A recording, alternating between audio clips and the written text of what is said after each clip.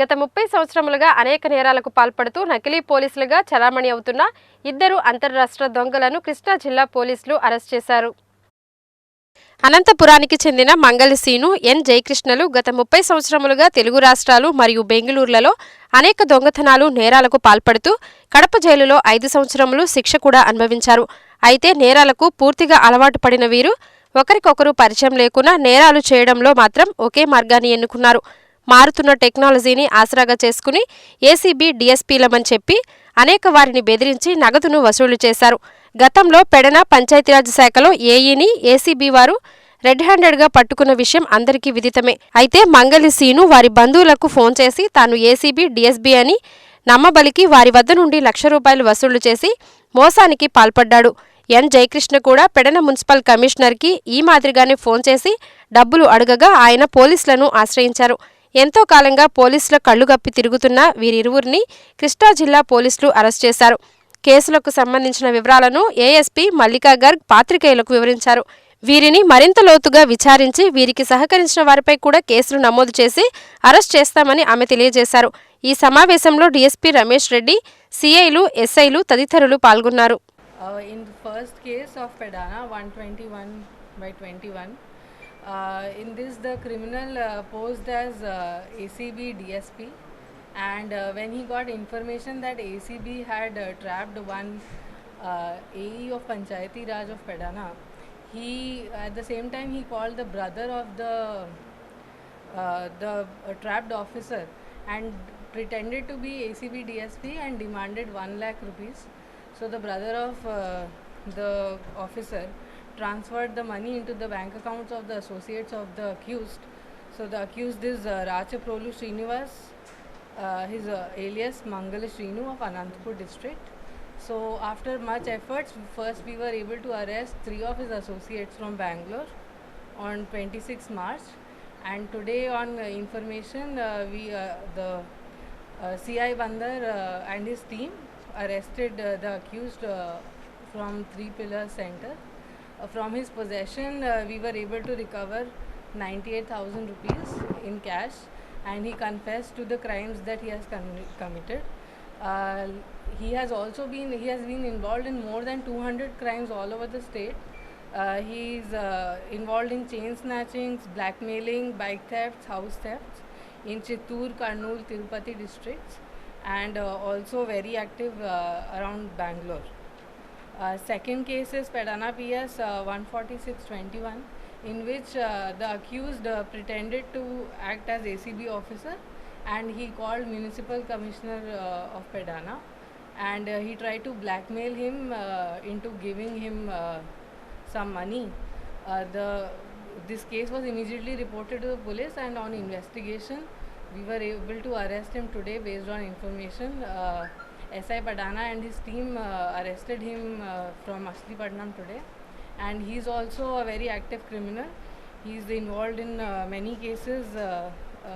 His name is Nuteti Jaya Krishna, and he also belongs to Anantapur district. In first case we have already arrested 3 other persons on 26 March. He traps people, he convinces people to take money into their accounts on behalf of him so that he can hide his identity. So nature of his work? Nature of his? Nature of his work? His work? The accused, he is actually a seasoned criminal. For more than 20 years he is doing these kind of activities. Recently he has taken this new MO in which whenever he follows all the breaking news and all these things, and whenever he gets any information that some raid is going on, at the same time he figures out the immediate family members of the trapped officers, and he contacts them and tries to get money from them. Officer is already facing ACB inquiry. The officer in no, he immediately reported this to the police, and he did not give any money to the accused. ఈ case చాలా important case. ఇటీవల జరిగిన కేసుల్లో very important case. ఈ కేసులో మా SP గారు other senior officers చాలా శ్రద్ధ తీసుకొని మమ్మల్ని అందరినీ మోటివేట్ చేసి ఈ కేసు డిటెక్ట్ చేయడానికి మెయిన్గా పెడన ఎస్ఐ మురళి, అలాగే కొండయ్య సిఏ గారు వాళ్ళ టీము బాగా కష్టపడి పనిచేశారు. ఈ కేసులో ఇంపార్టెంట్ పాయింట్స్ ఏంటంటే రాచంపల్లి Srinivasulu, alias Mangala Srinu, son of Venkataramana 38 years, caste by Mangali, Velamadi village, Nallamada మండలం, అనంతపురం జిల్లా. ఆ జిల్లాలో అతని ఉంటూ సుమారుగా 20 ఏళ్ల నేర చరిత్ర కలిగి 200 నేరాలకు పైగా కేసుల్లో ఉన్నాడు. ఇతను ప్రారంభంలో చైన్ స్నాచింగ్ చేసేవాడు. మోటార్ బైక్ దొంగతనాలు, గృహ దొంగతనాలు అలవాటుగా చేస్తూ కదిరి, పోతలపట్టు, పీలేరు, మదనపల్లి, పాకాళ్ళ, కర్నూలు, తిరుపతి, చిత్తూరు, కాళహస్తి తదితర ప్రాంతాల్లో 17 కేసులు నమోదు కాబట్టి కోర్టుకు హాజరు కాబట్టి జైలు నుండి తనకు ఎస్కార్ట్గా వచ్చిన సిబ్బందిని కూడా ప్రలోభ పెట్టి అనారోగ్యంతో ఉన్నట్టు హాస్పిటల్లో చికిత్స పొందినట్టు చూపించి కర్ణాటక స్టేట్ బెంగళూరు పట్టణంలో చైన్ స్నాచింగ్లో పట్టుబడిగా కడప ఎస్కార్ట్ సిబ్బంది మరియు జైలు సిబ్బంది సస్పెన్షన్ గురి అయ్యారు. ఆ చైన్ స్నాచింగ్ కేసులకు గాను 2009 నుంచి 2013 వరకు కడప సెంట్రల్ జైల్లో 5 సంవత్సరాలు జైలు శిక్ష అనుభవించాడు. బెంగళూరులోనే రాజాజీ నగర్, టేకూర్ ప్రాంతాల్లో 6 చైన్ స్నాచింగ్ కేసులో పాల్పడి అరెస్ట్ కాబడినాడు.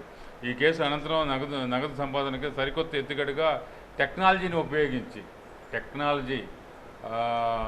అంటే లేటెస్ట్ టెక్నాలజీని ఉపయోగించి ఇంటర్నెట్లో వచ్చే డైలీ హంట్ న్యూస్లో విశేషాలు చూస్తూ పోలీస్ డిపార్ట్మెంట్కి చెందిన వ్యక్తిగా ఫోన్ చేస్తూ పోలీసులను అమాయక ప్రజలను బెదిరించడం, భయపెట్టడం, ఆపై కేసు మాఫీ చేస్తానంటూ లక్షలు డిమాండ్ చేయడం అతను నైజంగా మార్చుకున్నాడు. నేరాల విశేషాలు ఆ డీటెయిల్స్ కూడా పాతి కూడా చెప్పంటారా? బ్రీఫ్ చాలా ఇందుకు దీంట్లో ఇతను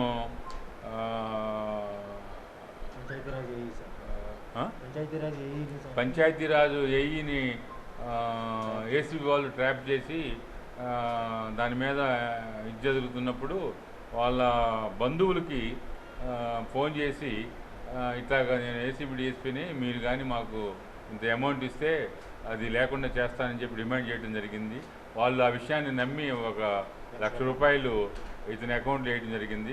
ఇతను ఆ రోడ్డు మీద అకౌంట్లో వేసిన తర్వాత రోడ్డు మీద వెళ్ళే వాళ్ళని బతిమలాడి, మా అమ్మకి సీరియస్గా ఉంది, నా దగ్గర ఏటీఎం కార్డు మర్చిపోయి ఇచ్చాను, ఆ డబ్బులు వాళ్ళ అకౌంట్లో వేయించి వాళ్ళ అకౌంట్లో డ్రా చేయించి వాళ్ళకి ఒక 2,000, 3,000, 5,000 డబ్బులు ఇచ్చేసి ఆ డబ్బులు విత్డ్రా చేసుకొని వెళ్ళిపోవడం అనేది ఇతని ఎమ్మో. ఈ విధంగా అఫెన్సులు చేయడం ఇతనికి అలవాటు. ఇతను ఆండ్రాయిడ్ ఫోన్లు వాడకుండా చిన్న కీప్యాడ్ ఫోన్లు ఉంటాయి, ఆ ఫోన్లు వాడతాడు. ఆ సిమ్ వాడేసిన తర్వాత ఆ ఫోను సిమ్ పడేస్తాడు. తర్వాత చిరు వ్యాపారాలతో ఫోన్లో మాట్లాడిస్తానని చెప్పి పక్కకు వచ్చి సిమ్ తీసుకొని ఆ సిమ్ని నేరాలకు ఉపయోగిస్తూ ఉంటాడు. రోడ్డు మీద వ్యాపారులకు అర్జెంటు, ఇంపార్టెంటు, మా సీరియస్గా ఉంది, ఫోన్ చేయాలని చెప్పి తీసుకుంటాడు. అలాగే ఫోన్లు మరియు సిమ్లు దూరంగా వెళ్ళే ట్రైన్లు పెట్టి లొకేషన్స్ చేంజ్ చేసి పోలీసులు దొరకకుండా ఉండటం ఇతని అమ్మో. ఒక నేరానికి ఒక ఫోన్, ఒక సిమ్ ఉపయోగించడం, మరలా వాడకపోవటం అనేది ఇతని యొక్క ఎమ్మో. తర్వాత రోడ్డు మీద వెళ్ళే వ్యక్తులకు, ఆటో డ్రైవర్లకు తన తల్లికి బాగోలేదు, బంధువులు అనారోగ్యంగా ఉందని చెప్పి అకౌంట్ నెంబర్ తీసుకొని మోసం చేయటం ఇతని నైజం. అలాగే ఇతను నెల్లూరు జిల్లా దుత్తలూరు పోలీస్ స్టేషన్లో పరిధిలో ఎంఆర్ఓ గారిని 3 లక్షలు డిమాండ్ చేసి కేసులో ఆత్మకూరు పరిధిలో ఏసీబీ డిఎస్పీ అని చెప్పి 2 లక్షలు కాజేశాడు. అలాగే పొద్దుటూరు వద్ద డిఎస్పీ అని చెప్పి 74,000 కాజేసి కేసులో అరెస్ట్ కాబడినాడు. 2019 సంవత్సరం ఆత్మకూరు మర్డర్ కేసులో ముద్దాయిని తప్పిస్తానని చెప్పి 2 లక్షలు డిమాండ్ చేసి కాజేశాడు. ఆల్రెడీ ఆ కేసులో అరెస్ట్ చేయాల్సి ఉంది.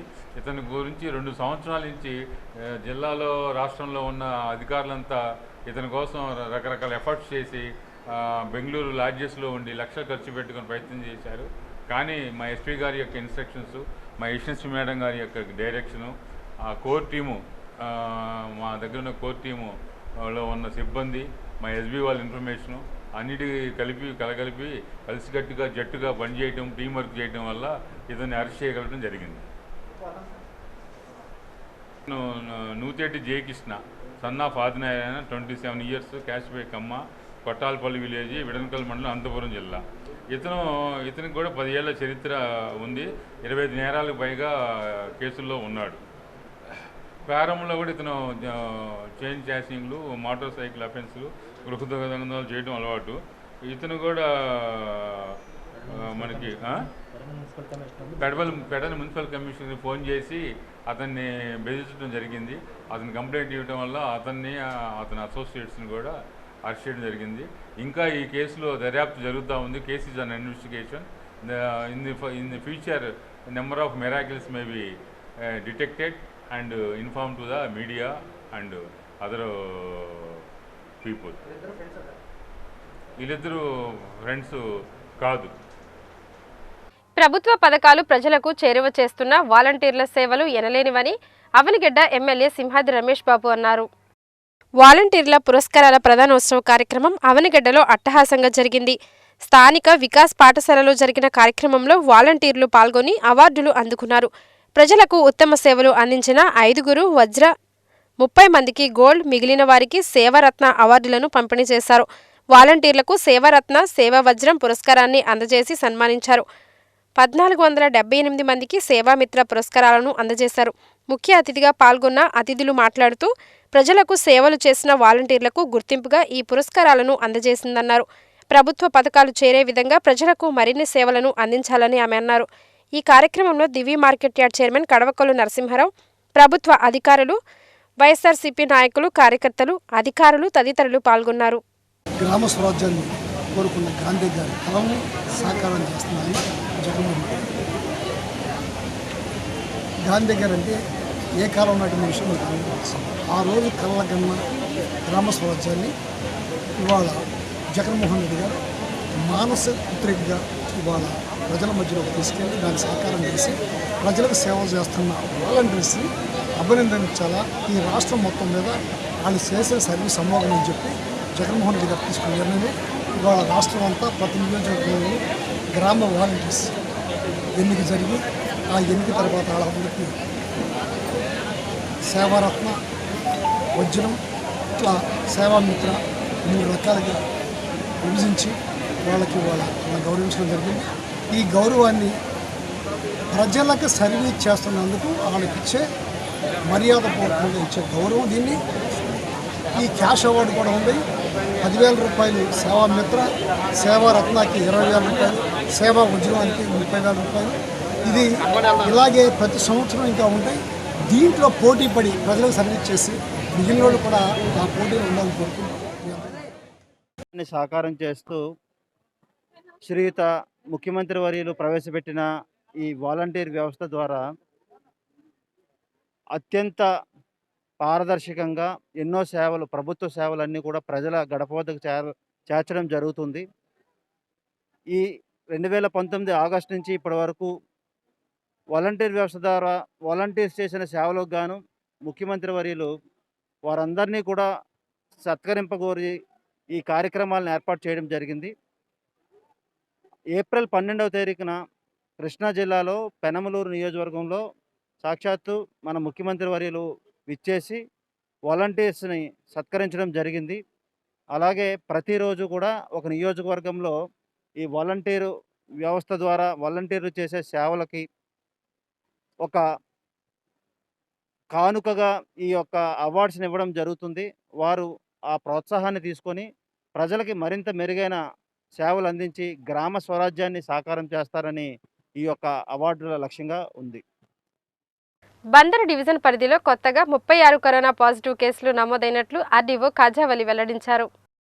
బందరు డివిజన్ పరిధిలో కొత్తగా 36 కరోనా పాజిటివ్ కేసులు నమోదైనట్లు ఆర్డీఓ కాజావలి వెల్లడించారు. వీటిలో పట్టణ ప్రాంతంలో మచిలీపట్నం, రాజుపేటలో 1, ఎన్జీఓ కాలనీలో 1, చినవులింగిపాలెంలో 1, ఇంగ్లీష్ పాలెంలో 1, బలరామునిపేటలో 2 కేసులు, ఇనుకుదురుపేటలో 3 కేసులు, గాంధీనగర్లో 1, బచ్చుపేటలో 1, కొజ్జిల్లిపేటలో 1, మల్కాపట్నంలో 1, వలందపాలెంలో 1, సుకర్లాబాద్లో 1, బుట్టాయిపేటలో 1, పరాసపేటలో 1, ఈడేపల్లిలో 1, మాచవరంలో 4 కేసులు, నోబుల్ కాలనీలో 1, చిలకలపూడిలో 2 కేసులు, పెడనలో 2 కేసులు నమోదైనట్లు అధికారులు తెలియజేశారు.